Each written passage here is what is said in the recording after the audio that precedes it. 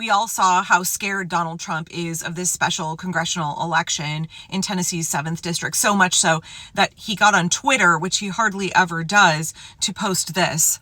I don't twit, but I do follow Tennessee Holler on Blue Sky, and they had reshared this tweet of Donald Trump absolutely freaking the fuck out. He said, "I am asking all America First patriots in Tennessee's 7th congressional district who haven't voted yet to please get out and vote for MAGA warrior Matt Van Epps tomorrow, November 26th, the last day to vote early in person. You can win this election for Matt. Please, please vote for Matt Van Epps, who has my complete and total endorsement.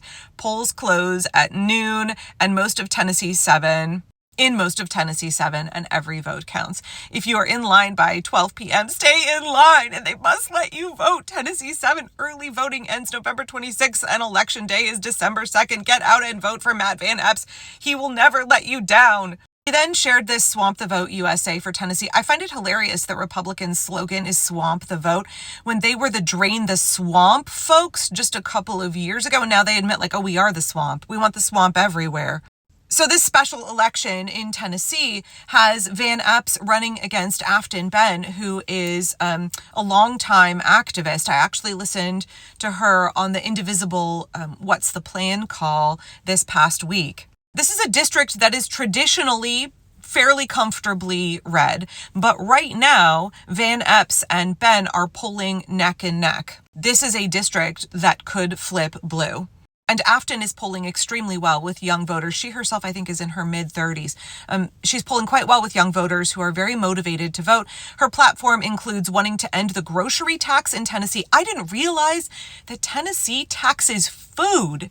They are one of the few states that still has a sales tax on food, which is insane. So one of her big policy points is getting rid of, I think it's a 3% sales tax on food in Tennessee. Versus Van Epps, his big thing is that he's very pro-ICE.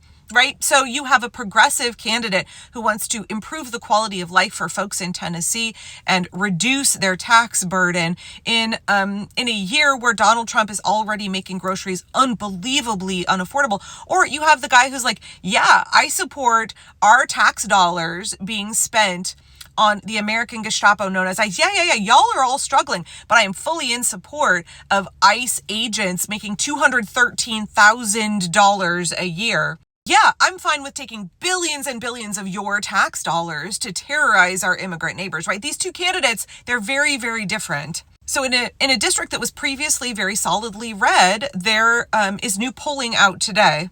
This is from Emerson College. They're really running neck and neck, y'all. Matt Van Epps is currently sitting at 48% and Afton Ben at 46%. But more than 5% of the voters are undecided. This election is absolutely winnable for the Democrats in what would be a tremendous upset. So polling shows that early voters broke very heavily for Ben, 56 to 42%.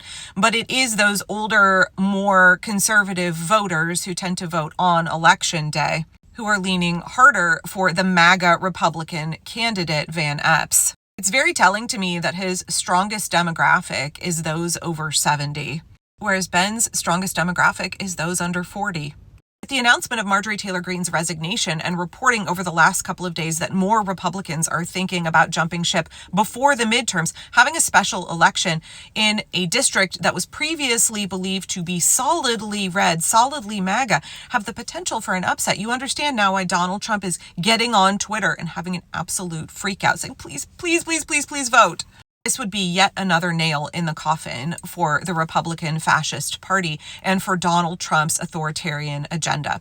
I said in a video yesterday that the only reason we are in this mess now, well, the main reason is because Congress is failing to check Donald Trump. The Republicans are complicit as a party of fascism. They are aiding Donald Trump in dismantling democracy. And that if we had a functional functional legislative branch with a functional Congress, that Donald Trump would have been impeached many times over, so would J.D. Vance and Marco Rubio, that they would have stopped much of the terrible, awful, illegal moves that Donald Trump has made thus far this year. But because Republicans are incredibly loyal to him and because they are betraying their oath to the Constitution, Trump has been able to do far more damage this term. So to have the House in particular flip and to have Democrats gain control and to attempt to restore a functional legislative, that is really, really bad news for Trump.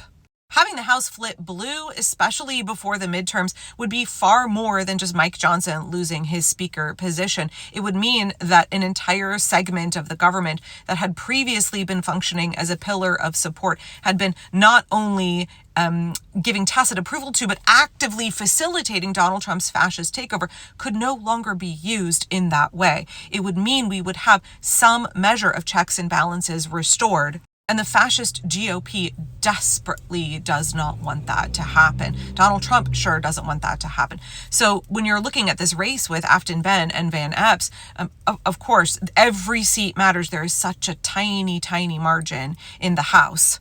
And it is such a resounding condemnation of what the Republicans and Donald Trump are doing that a previously solidly red district is now neck and neck between a young progressive Democrat and a hardcore MAGA Republican. With 5% of the voters still undecided and lots of folks have to cast their vote on Election Day, this race is absolutely winnable for Afton Ben. It would be a win for the folks of Tennessee. It would be a win for democracy. It would be significantly important for this entire country for her to win that seat. I realize all the way across the country in Portland, Oregon, there's very little I can do, but there have been volunteers phone banking for this race for quite a while. When you see a race in another part of the country, please think about reaching out to Indivisible or going to mobilize.us and seeing what kind of volunteer work you can do. This election is really important. Remember, we don't know what the future will bring. The future is not yet written. So when we look at a district and we say, oh, that district is solidly red, we shouldn't bother. It's just going to go Republican. We don't know that. Afton's campaign and the current polling definitely shows us that the future is not yet written. It definitely shows us that we do not know what the outcome of this election will be. And therefore, we have to organize for, fight for what we want. Donald Trump and the Republicans, they want to cheat. They're trying really overtly to gerrymander, engage in active voter suppression in so many different ways. And the way that we defend our right to vote is that we exercise it. We all vote. We have massive voter turnout in elections. We vote so big that they can't rig. When turnout is huge, it overcomes their attempts to suppress the vote. It overcomes their efforts to gerrymander. So folks in Tennessee District 7, we need y'all to vote. You have such tremendous power at this moment in time, and please exercise that power at the ballot box. It's beyond your civic duty. It is a privilege and a right. It is your obligation to your fellow Americans to show up and vote. This election is so important. Every election is so important, but particularly in this moment in history, where exercising your right to vote is a defense of democracy. It's a defense of your basic rights. So we'll see what happens in this race. It is still neck and neck today. Let me just say here at the end, too, thank you to Afton for being willing to run for office in a district where folks were like, this is a solid red district. It's just going to go Republican. You are showing folks that regular, ordinary Americans can and should be running for elected office, that no district should be abandoned by the Democratic Party. If good, decent, democracy-loving folks were not willing to sacrifice and run for elected office, being willing to do that work, y'all, it cannot be amazing to be an elected official right now, especially in the U.S. Congress, especially if you are on the side of democracy and against the fascists. And yet Afton is willing to make that sacrifice. The least the rest of us can do is volunteer for campaigns, donate to progressive candidates, and turn out and vote. We'll see how this election goes on December 2nd, but Donald Trump and the Republicans, they're real scared right now.